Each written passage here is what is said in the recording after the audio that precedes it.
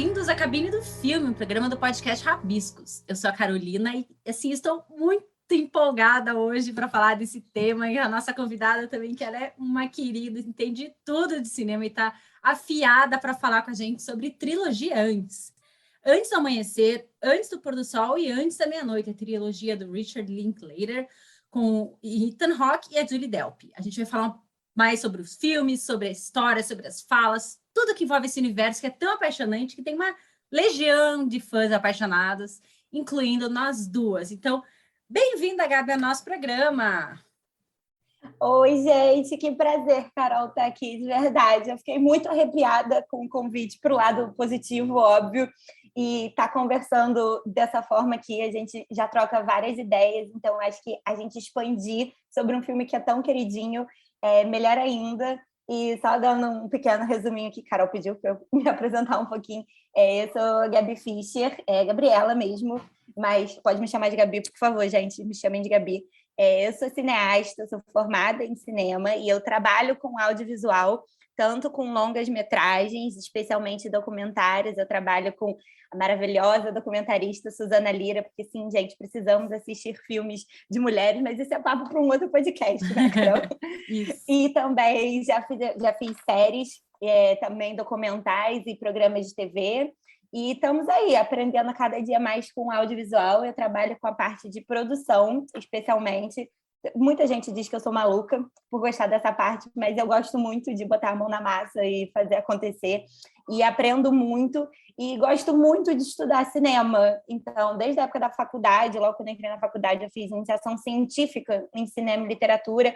Então, eu percebi que a área acadêmica e a área de pesquisa e a área de estudo é uma coisa que a nerd aqui, literalmente nerd de camisa, de amar jogos de videogame, de amar quadrinhos e super-heróis e Harry Potter, mas aí a gente também deixa para um outro podcast, mas nerd no sentido que sempre fui muito estudiosa e certinha, e o cinema é muito abrangente por isso, porque a gente estuda sobre um pouco de tudo, né? Quando seja sobre assuntos dentro de diferentes filmes, seja sobre as técnicas, seja sobre coisas da vida. E eu acho que quando a gente fala de coisas da vida, não tem nada melhor do que falar sobre a trilogia do antes, né, Carol?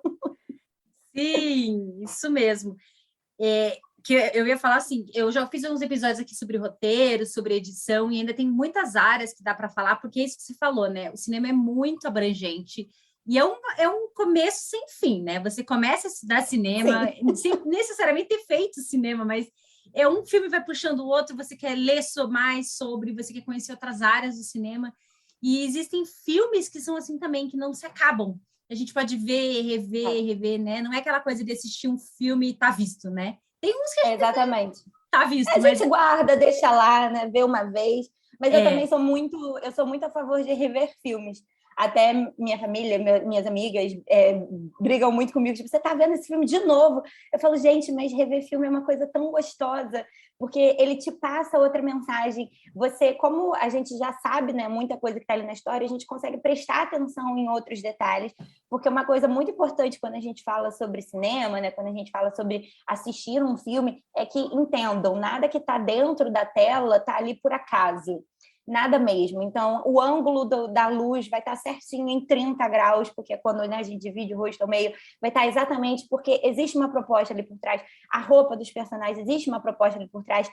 O trejeito das pessoas, existe uma preparação de elenco, existe um estudo por trás dos personagens para a gente olhar esse todo e sentir também de maneira fluida. Essa que é a grande questão, de você se entregar para o filme. E eu falo de se entregar no sentido que esses 3 filmes a gente forma vínculos, né, com a história ao longo da trilogia. E a gente até falando sobre a parte técnica pode perceber, né? Então, reassistir o filme é muito bom por isso. Como que o primeiro tem uma pegada, o segundo já vai para um outro lugar e o terceiro vai para um lugar bem diferente, inclusive, né? A gente até entende porque o Richard, ele já estava numa outra patamar da sua carreira, né? Isso é interessante a gente falar que o antes foi quando ele realmente, né, despontou como diretor. Ele até ganhou o Urso de Prata, né? Lá no Festival de Berlim, na época. E, gente, eu posso falar porque, assim, quando o filme lançou, eu não era nascida. Então, assim, eu vi ele bem depois, né? Então, eu acho que é isso, é bem atemporal. Ninguém tem que comentar. Eu nasci em 96, até eu ia assistir esse filme, né? A gente bota aí um pouquinho dos anos. Então, assim, eu estava começando a assistir quando já tinha, basicamente, a trilogia pronta, né? Mas eu acho isso interessante também para uma pessoa ansiosa, né? Porque daí você já vê um atrás do outro, então você não precisa ficar esperando. Mas eu acho legal, e aí como que a gente vê uma maturidade também do diretor, apesar dele ser muito, ter a identidade dele fica muito certa nos filmes, né? E quando a gente vai ver outras coisas dele, principalmente o Boyhood, que é um que eu particularmente também gosto muito da proposta, a gente entende como que ele faz o trabalho dele, como ele traz esse realismo, né? Totalmente realismo para dentro do filme, especialmente do 1 e do 2, né? Porque a gente acompanha o tempo junto com os personagens, né? Mas, ao mesmo tempo, né? Fazer o quê? Ele fez escola de rock, quem não ama, né, gente? Aí você vê assim, gente, mas você estava fazendo a trilogia do antes, daí o cara cai em escola de rock, que é um filme maravilhoso também. Fazer até um próprio estudo, né? De como que os atores se colocam em tantos diferentes personagens. E, ao mesmo tempo que é bonito quando os atores ficam presentes em personagens já fixos, né? Recentemente eu assisti a reunião do Harry Potter, que obviamente chorei litros, né? Quando dei play no negócio eu já estava chorando, mas eles falam muito disso, né? Foram 10 anos da vida deles e eles cresceram, né? Eles eram crianças. Então, como que... Estou falando para o trio, principalmente principal, né? Porque a gente sabe que tem os adultos. Mas imagina uma criança ali trabalhando com Gary Oldman. Então, assim, ele já estava ali na adolescência, mas mesmo assim, que baque é esse? E, ao mesmo tempo, antes, a gente vê como que esse crescimento desse casal também acontece nos filmes, né? Porque você cria um vínculo. Não adianta, você está fazendo um filme de romance, e de um romance que é sobre eles, né? Tipo assim, o filme não corta para outras coisas, não tem aquela coisa plano geral, cidade de Nova York, correria de Nova York. Não, o filme está ali só deles, é só roteiro, roteiro, roteiro, roteiro. E como que tem que ter essa química entre eles e ao longo de um bom tempo, né? Porque, assim, são 3 filmes que é interessante que eles envelhecem junto, né? Que é uma proposta até do diretor, que depois ele expandiu isso novamente no Boyhood. Mas eu acho muito bonito a delicadeza do filme. Eu acho que por isso que pega muita gente quando a gente vai rever. Eu também já revi, tá? Eu estava até comentando para a Carol que eu deixei para rever bem essa semana. Eu acho que já é a 4ª vez que eu revejo a trilogia. Mas a cada vez que eu revejo, eu percebo uma nuance diferente que, dependendo da época que eu estou da vida, eu falo, nossa, era isso que eu precisava ouvir. Ou era esse detalhe que eu não tinha visto e olha como ficou bonito. Acho que vai para todos os lados. Bem que como as pessoas brincam de leia Pequeno Príncipe quando você é criança, leia Pequeno Príncipe de novo quando você for mais velho. Gente, isso dá para fazer com qualquer coisa de arte, tá? Não é só com Pequeno Príncipe. E a gente coloca aqui como dica para você fazer isso com antes. Perfeito. Só para localizar quem caiu de paraquedas nesse episódio sobre a trilogia antes, que a gente já, né, tá apaixonada, a gente já sabe muito sobre o filme, mas assim, um filme de 95 chamado Antes do Amanhecer, uma história assim simples, né, como a Gabi falou, bem tranquilo. É o Ethan Hawke e a Julie Delpy, um ator inglês, ela é francês, um americano, ela é francesa, fazem o Jesse e a Celine, que se conhecem num trem. Ele tá indo eles estão indo para cada um, tá voltando para sua casa, e eles decidem descer em Viena e passar um dia ali, né? Quer dizer, o final do dia e a noite até o antes do amanhecer. E o filme é isso, não tem assim grandes acontecimentos, né? Grande plot twist, não tem nada, é roteiro. Até vou daqui a pouco pedir para falar um pouco melhor para a gente sobre essa questão do filme inteiro, roteiro, né?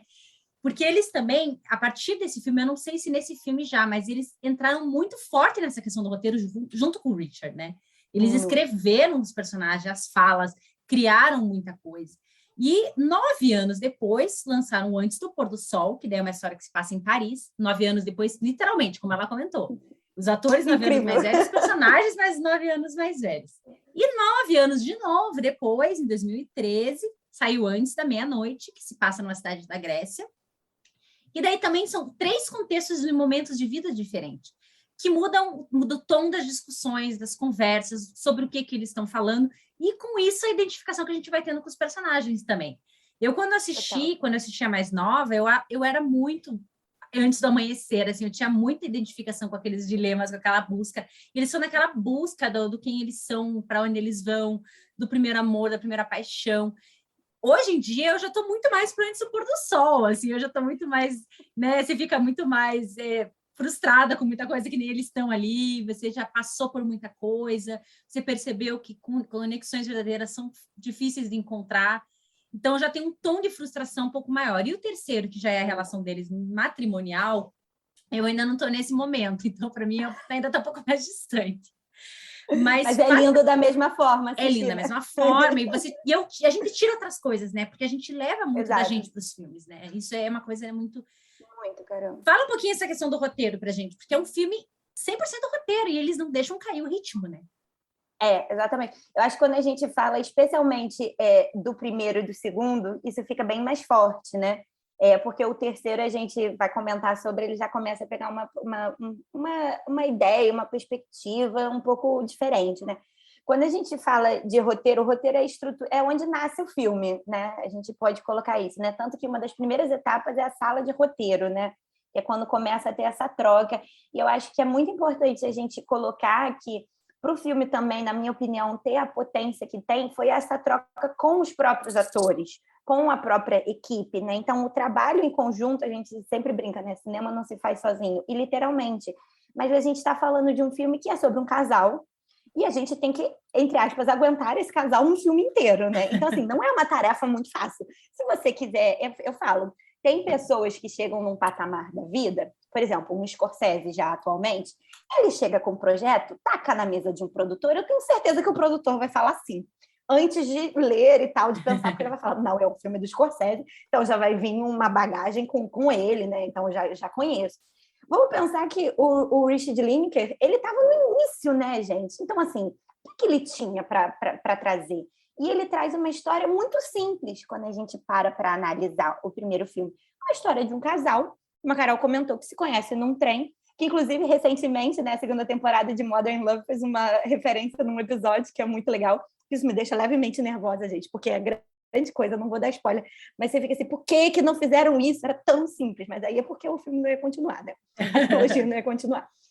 Mas quando a gente pensa, assim, eles estão num trem, então eles começam realmente, o encontro dos personagens, né, acontece através do diálogo, e aí eles decidem sair do trem e passear por Viena. Então o filme também é belíssimo por isso, né, porque a gente está ali dentro de uma cidade riquíssima e que realmente não precisa de mais nada, é só ligar uma câmera, como dizem, né?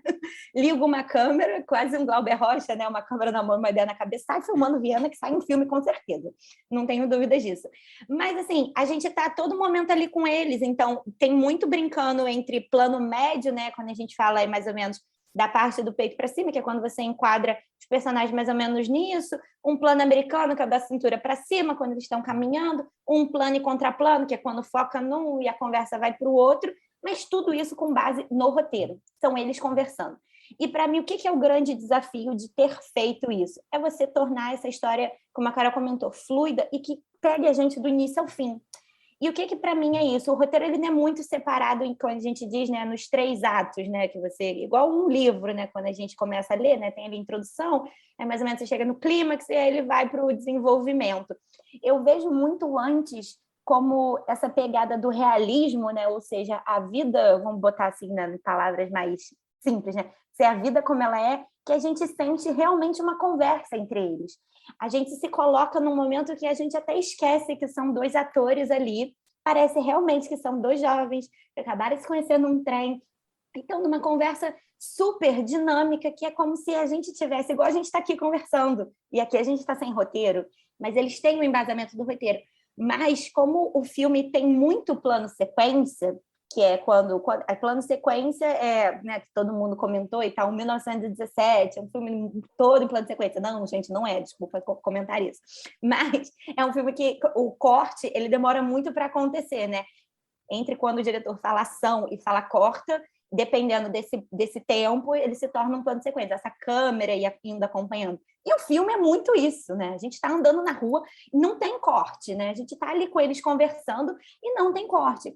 Então, é muito difícil para os atores, gente, para você não perder esse momento. Então, imagina todo o estudo que teve por trás deles em se conectar nesse tamanho, né? Nessa perspectiva com esse roteiro, no momento que eles se tornam os próprios personagens. E eu acho deles terem trazido muito das suas experiências, deles terem se conectado entre si como casal, é claro que isso é fundamental, né? Porque imagina se não tivesse química entre eles. Sim. A gente, nos primeiros 10 minutos, ia olhar, gente, não está tendo um brilho no olho entre esses dois conversando, sabe? Não está convencendo. Eu não desceria do trem por causa desse homem aí. Eu acho que é um psicopata. Eu realmente não iria atrás dele, não. Eu ficaria e continuaria o meu rumo. Então, é muito isso. A gente tem que pensar que existe essa dificuldade, mas também quando ela é atingida, ela é muito bem executada, desse roteiro que prende a gente e que a gente está ali sentindo que quase como se a gente pudesse participar dessa conversa.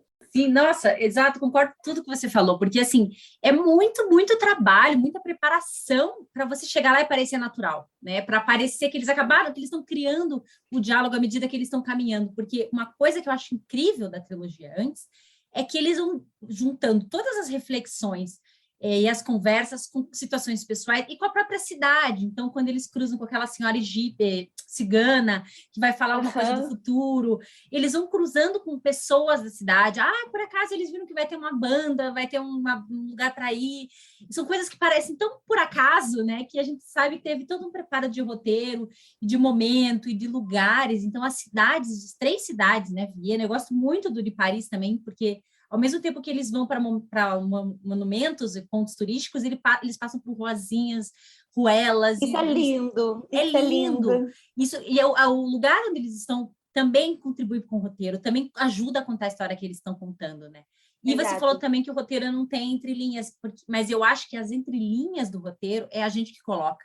São as nossas experiências, muito. Né?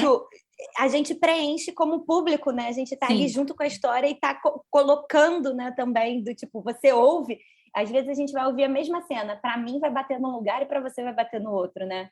É o que a gente estava comentando antes até, você lembra de certos momentos e certas frases, aí você revê o filme e você vê, gente, mas isso aí eu não lembrava que tinha no filme, né? Essa reflexão, tem algumas coisas que marcam, porque você viu numa época que aquilo te chamou mais atenção. Então, eu acho que são filmes também muito terapêuticos e que conversam muito com a gente. Por isso que você vê, revê, e o filme está sempre novo. São sempre... Parece que você está vendo outro filme, assim. O segundo filme eu revi recentemente os 3, mas o segundo, para mim, bateu muito forte, assim, coisas que ela foi falando, que ela queria mudar o mundo e depois ela ficou frustrada, ela percebeu que não era por aí, que ela estava fazendo. Então, é uma curva, né, de aprendizado, de vida ali, que é muito legal. E esse reencontro deles, 9 anos depois, e o que eles se tornaram, o que eles não se tornaram, e como isso mexe com os dois. Lembrando que o primeiro filme, né, é de 95, então não tinha celular, não tinha facilidade de comunicação, para eles só virem uma outra época. Porque se a gente for pensar, fala, gente, mas 9 anos para se encontrar, por que não achou no WhatsApp, né, no Instagram, no Facebook? Procurou um Facebook? Não tinha, a gente tem que entrar na magia do filme também, que é uma coisa um pouco etérea, né, essa coisa do sonho, né, Gabi, de, tipo, enquanto eles estão conversando ali, o mundo não está acontecendo. Só estão os dois ali naquela cidade, naquele momento, naquele final de tarde, naquele amanhecer. E eu acho isso também que leva a gente, como se a gente estivesse entrando junto com eles esse espaço de vamos parar e refletir sobre a vida, vamos falar sobre a gente, não só sobre como é que está indo o dia, mas sobre quem você é, sobre o que você quer para a vida, sobre teus sonhos, sobre teus medos. E até uma hora no segundo filme, quando ela abraça ele, ela fala, né, eu quero ver se você está aqui mesmo, se seus sonhos, se você não vai se desfazer aqui nas minhas mãos. Em moléculas, essa cena é linda. É lindo, e até eu li que eu já vi também 1 milhão de making-offs, né, eles falando do filme, e ela fala que ela ajudou também a escolher a casa da Celine, né, então ela teve uma participação ativa, isso que você falou, nada é por acaso, então é para ser a casa, onde é que a Celine mora em Paris? Como que seria a casa dela que representa quem ela é? Não é um lugar qualquer, é um lugarzinho lindíssimo, cheio de livros, lindíssimo, exato. E como que essa contribuição da atriz pode acontecer, né? Porque em muitas produções isso pode não acontecer, a gente tem que entender por N motivos, seja de orçamento, seja de possibilidades, né? Mas como que ela consegue participar e ela se colocar como Celine também, né? Então, eu acho que vai muito disso, como que eles se conectam a todo momento em serem também esses personagens, eles sabem que eles são essas pessoas, né? E como você comentou, como que a gente enxerga neles, né? Depois de tanto tempo, seja reassistindo. Eu acredito que eles também, né? Reassistindo, vendo os filmes, né? Muitos atores não assistem, né? Mas é que eu acho que às vezes, a gente vai lá assistir, poxa, vai lá ver o que você fez. Muita gente está chorando por isso, você tem que entender porque as pessoas estão chorando, né? Mas como que a gente fica ali presa entre os dois, e eu acho que é isso, porque entre eles se cativam, né? Aquela falando do Pequeno Príncipe, mas entre eles se cativam. Mas como que eles conseguem cativar a gente? Porque a gente esquece, às vezes, até, tipo assim, tô andando por Viena, tô andando por Paris, tô lá no Peloponeso. A gente está tão ali com eles, que daí, quando eles comentam sobre a cidade, a gente, não, realmente, estamos aqui. Isso puxa a gente de volta. Porque é muito quando você está... O filme também traz muito dessa maturidade nos diálogos, óbvio, mas entre eles, nos olhares e nas gesticulações do casal, como que é esse ciclo desse romance entre eles, né? Desse amor, no momento que ele se constrói, no momento que eles passam esse dia, no momento que passam esses 9 anos, e o reencontro, o segundo filme, é até muito engraçado que você comentou, porque o segundo filme dessa vez também me pegou mais, mas eu acho que por tudo que eles vão, que é a insatisfação dela por muitas coisas também. E eu me vejo muito nela, que a gente quer também explodir, né? Acho que ainda mais agora, depois de, né, durante a pandemia e tudo mais, né? A gente sente esse enclausuramento, esse atraso e essa angústia que ela bota muito, de certas formas, que ela fala do trabalho dela, ela fala das relações dela. E eu acho muito legal quando ela comenta que todo mundo que namorou comigo, aí depois casa. E a pessoa me liga para agradecer. E ela, tipo, ela estoura, né? A Celine, do nada, ela estoura. Mas como que é um estouro não gratuito, né? Nada no filme ali é gratuito. Por isso que eles estão tão presentes que a gente está acompanhando ela conversando, e quando ela estoura, a gente dá toda a razão para ela. Tipo assim, estoura mesmo. Eu também estaria pistola da vida se fosse você, sabe? Pensando sobre isso. E é um momento também de uma ferida, né? Que ficou aberta. E, ao mesmo tempo, se a gente parar para pensar... Eu fiquei pensando, será que eu iria na livraria no segundo filme?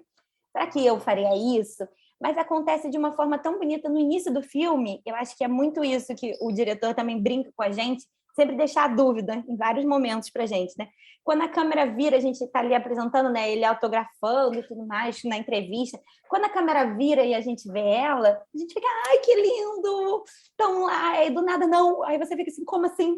Então, não rolou. E aí a gente entra nesse novo capítulo, né? De entender tudo o que aconteceu, mas também sem flashbacks.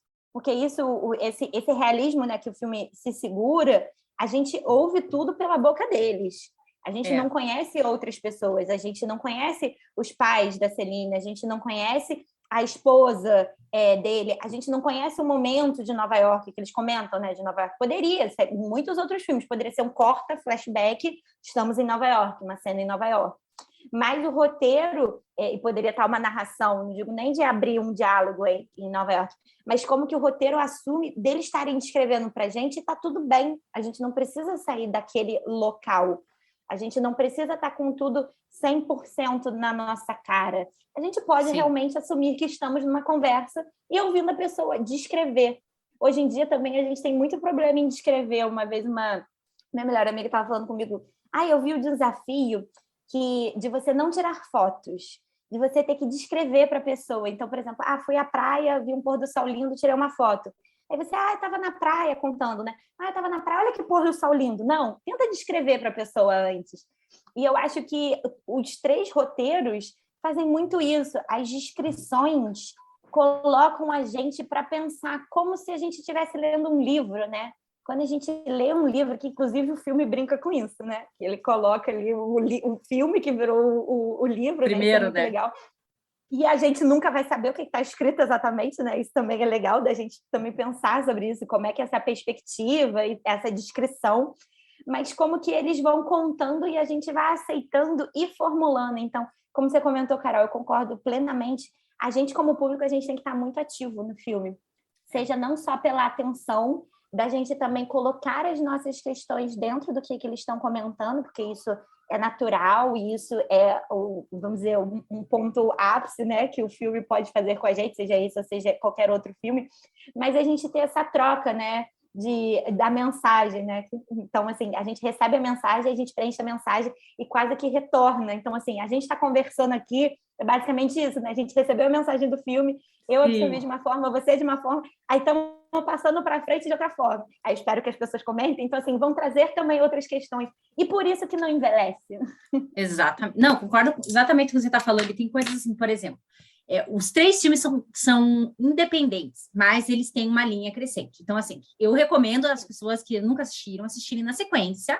Ai, mas por depois, favor. né? Porque, assim, a construção, por exemplo, eu estava lendo agora sobre uma cena do terceiro filme, que esse filme trabalha muito com o não dito, né? Ele trabalha muito com a ausência de música. Ele tem uma trilha sonora lindíssima, que até falei que esse episódio tinha que ter trilha sonora, mas ele trabalha muito com a ausência de música, né? E com a ausência de falas. Então, vocês já devem ter visto nas redes sociais, tem algumas... Bom, eu já vi milhões de vezes, mas uma cena que ela vai encostar a mão nele e ela retira, daí no outro filme ele vai encostar a mão nela e ela retira, como olhares que um está olhando e o outro não se pega olhando. Isso tudo não é dito. Mas você vai entendendo essa construção com base nos outros filmes que contaram. Mas, se você quer assistir depois, sozinho, 2 ou 3, as histórias daquele filme têm começo, meio e fim. O roteiro, né, a progressão da conversa, eles são muito inteligentes nesse sentido, assim. E tem essa questão, não interessa o que aconteceu nesses 9 anos, porque o que interessa está acontecendo ali, naquele momento, entre os dois. E não são os fatos que levaram eles até ali, foram os sentimentos, foram as emoções, foram as frustrações, foram os medos. Então, isso é o que está... É sobre isso que eles conversam. Eles não conversam, tipo, o que você fez nos últimos 9 anos? Não interessa. Interessa o que isso te trouxe, né? O que você aprendeu, o que você não aprendeu. Exatamente, porque estamos agora aqui. Isso também me leva a um outro ponto que você comentou da Celine, e que eu acho que, assim, que é o que, para mim, pega muito desses filmes, que é nenhum dos dois é perfeito. Os dois têm altos problemas, eles tomam decisões muito erradas. Tipo, no segundo filme, Jesse chega casado, gente. Ele tá casado, passou 9 anos, ele casou, teve filho com outra pessoa, eles não ficaram juntos, né? Isso não precisa nem dizer que no primeiro e no segundo eles não ficam juntos. Então, assim, e eles começam a ter uma conversa. Então, assim, o filme também não julga esses personagens, mas ele mostra que você pode estar frustrado, você pode estar triste, você pode tomar decisões erradas, porque você está tentando, você está vivendo e você está trocando o tempo inteiro. Então, esses erros, às vezes até irrita, né? Tem horas que você se irrita com uma reação de um deles, acha desproporcional. No terceiro filme, tem vários momentos da Celine que eu falo, gente, mas calma, mulher, calma, mas assim, e ele também, ao mesmo tempo, porque eles são muito diferentes, né? Isso é legal da gente comentar também. Eles construíram personagens que, ao mesmo tempo que eles têm uma química enorme, uma conexão incrível, que eles conversam sobre tudo, eles têm visões de mundo muito diferentes. Ele é muito mais, deixa a vida me levar, ele é escritor, ele vai curtindo a vida, e ela tem uma mente muito mais focada, assim. E isso gera embates, né? Principalmente do segundo para o terceiro filme. Embates orgânicos, né, Carol? Eu acho que isso que é interessante, né? Porque, assim, são questões que aparecem, que exatamente a gente está focado no momento que eles se encontram. Mas, assim, eles serem totalmente diferentes, né? Não estamos falando aqui do lado romântico. Não, o filme tem um pé na realidade, que tipo, são pessoas que têm defeitos, que colocam esses defeitos um na cara do outro, expandem isso, mas que existe o sentimento. Então, inclusive no terceiro filme tem cenas belíssimas, né?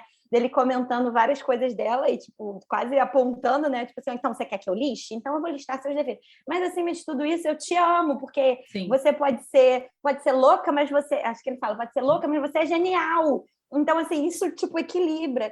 E a gente se sente também nesse lugar de, tipo assim, cara, eu sou assim. E que bom que a gente se enxerga assim também, assim como os personagens se enxergam assim. E como você comentou, né, essas cenas que eles vão se tocar e não se tocam, é muito lindo porque a gente fica como voyeur, né? Mas a gente é um voyeur que quer gritar, né? Tipo assim, olha ali, faz carinho, vira a cara, tipo, olha pra cá. Ou, tipo, toca nele agora, ou fala outra coisa. A gente quer sempre estar ali participando.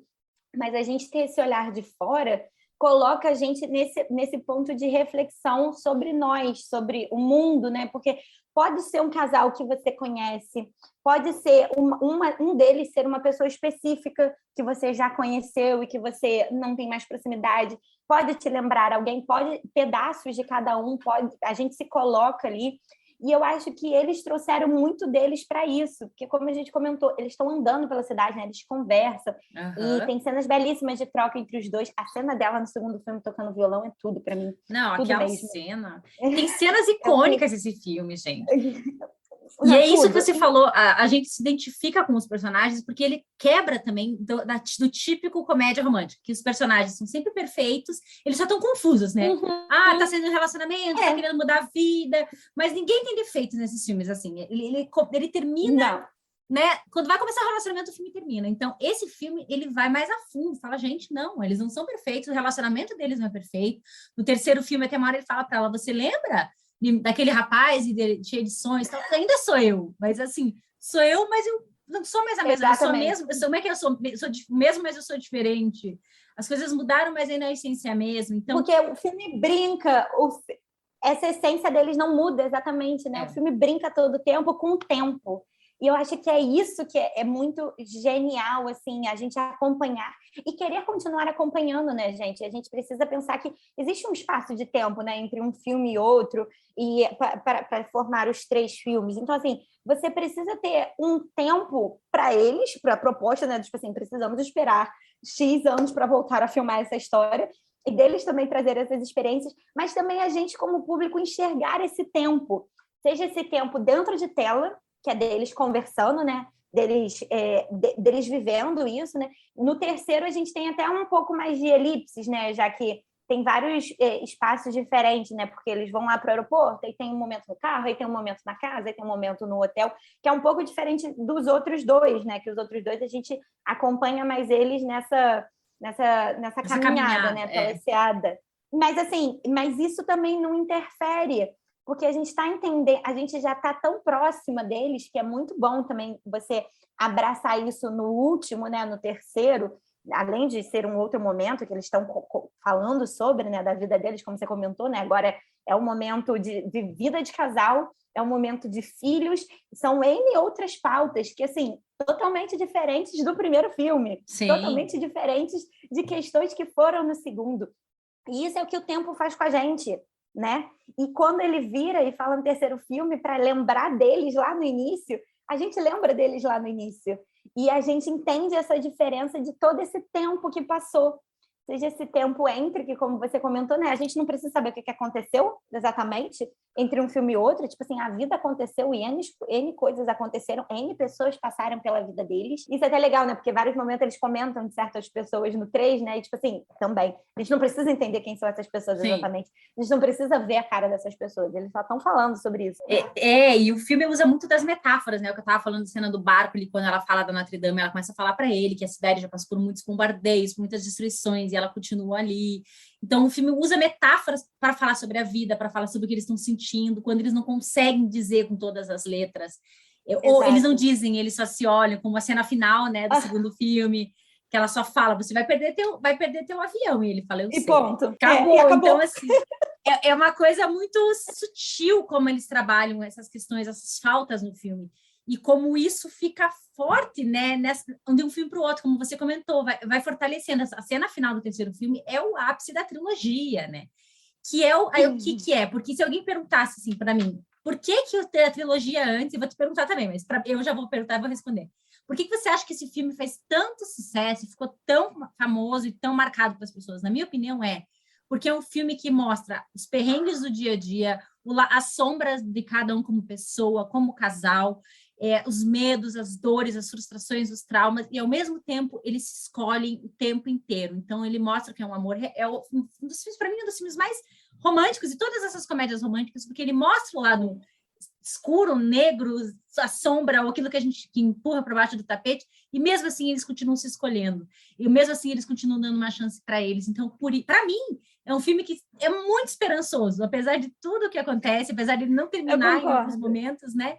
A gente não sabe o que vai acontecer, mas a gente sabe que eles estão sempre se dando uma chance, estão sempre conversando, se dando uma chance, e isso, para mim, é o que faz o filme ser tão famoso, porque além de tudo isso que a gente está comentando, da gente se colocar dentro da história, da química, da fotografia, da música, das cidades, às vezes quer ver só para ver a cidade, para ver alguma cena específica, uma fala, mas o fato deles estarem ali, se mostrando como eles são e se escolhendo mesmo assim, eu acho que é o que representa melhor o amor, assim. O que você acha? Se te perguntasse, por que você acha que esse filme tem esse espaço no coração dos cinéfilos? O que você responderia? Eu acho que eu poderia até responder em uma palavra, mas obviamente eu vou comentar essa palavra. Mas enfim, eu acho que é vulnerabilidade, que é uma coisa que a gente não está usualmente acostumada a assistir tão forte. São 3 filmes sobre vulnerabilidade de cada um e entre eles. Então, assim, não é, como a gente comentou, não é o amor romântico clássico, não é a coisa da comédia romântica que é uma coisinha ali que daí as coisas vão se desenvolver e um é perfeito e o outro também é perfeito e eles são mais perfeitos ainda juntos e felizes para sempre, né? Não, é muito mais idealizado. Quando a gente vai falar sobre a trilogia do Antes, a vulnerabilidade está todo momento ali latente, porque é assim que é na vida. A gente não adianta a gente ficar se escondendo. Ainda mais quando você sente uma conexão com uma pessoa. E estou falando pessoa no sentido não só amoroso, né? Mas pessoas no sentido de amigos também, né? Porque com os amigos a gente também não tem filtros. Como eles, entre eles, não tem filtro, a gente conhece muito bem cada um dos personagens e a relação deles. Então, como você falou, eles brigam sobre coisas que a gente entende, sobre coisas que a gente dá razão, porque é sobre isso que a gente também fala. Sim. E é sobre isso que a gente vai vir a falar, né? Já que falando, né, são 3 épocas, então assim, você pode estar cada hora num momento da vida. Então você sente que isso vai ser uma pauta, uma possível pauta, mas eles sempre voltam. E não é no sentido de sempre voltam de é romântico, uma pequena participação da minha cachorrinha aqui. Mas... Ela adora a trilogia Antes também, está querendo participar. Adora, assistiu todos, dormiu em todos os 3. faz parte. Quando ela dorme, eu falo que ela não quis sair da sala porque ela gostou. Então, assim, acho que ela gostou. Arrumou o cantinho dela do sofá e gostou.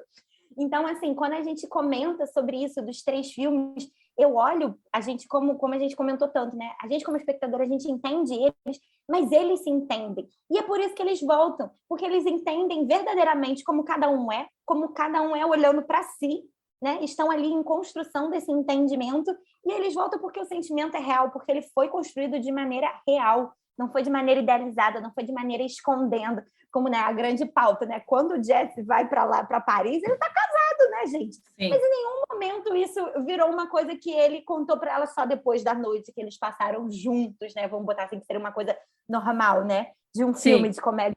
Não, ele fala sobre isso, já isso surge na conversa, ele traz para ela.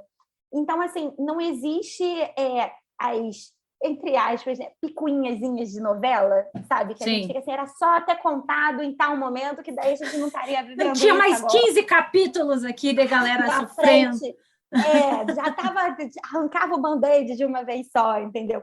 E eu acho que essa forma orgânica é o que traz essa vulnerabilidade mesmo, porque a gente vê eles chorando, a gente vê eles gritando, a gente vê eles fazendo um carinho um no outro. Tem uma cena no 3º filme, que é aquela cena que eles estão comendo todo mundo junto, né, lá na casa, que é muito legal também, porque tem diferentes perspectivas de casais, o filme brinca também muito bem com isso, né? Tem um casal mais jovem, tem também um casal, assim como eles ali, próximo de idade, mas de experiências diferentes. E tem o senhorzinho lá fofíssimo, o Patrick, também contando da experiência dele, né, com a esposa dele. Ele fala sobre isso do amor, mas a gente para pensar que é uma conversa que poderia estar acontecendo em qualquer lugar. E como que eles ali têm essa conexão de não ter problema, de não ter filtros, sabe? E eu acho que é isso que prende tanto a gente e coloca a gente a querer revisitar uma obra, que é o caso, né, de cada um dos filmes.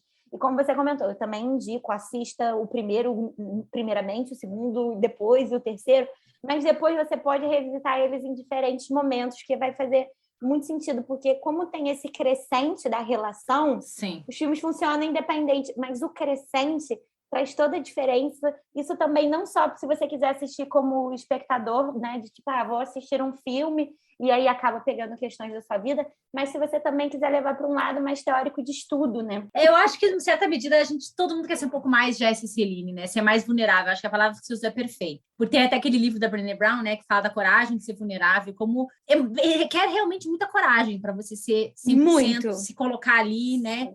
E você vê, a recompensa é muito grande, é muito risco, mas a recompensa é muito grande, porque no fim das contas, no fim do dia, eles estão ali juntos, e pelo outro, e por nós, né, que estamos aqui, sei lá, desde 95 falando da trilogia Antes. Você e vamos continuar falando. Exatamente. Mas assim, como que o tempo não termina para o filme, como você comentou, né? Então, a Sim. gente volta a assistir e a gente vai continuar percebendo novas nuances.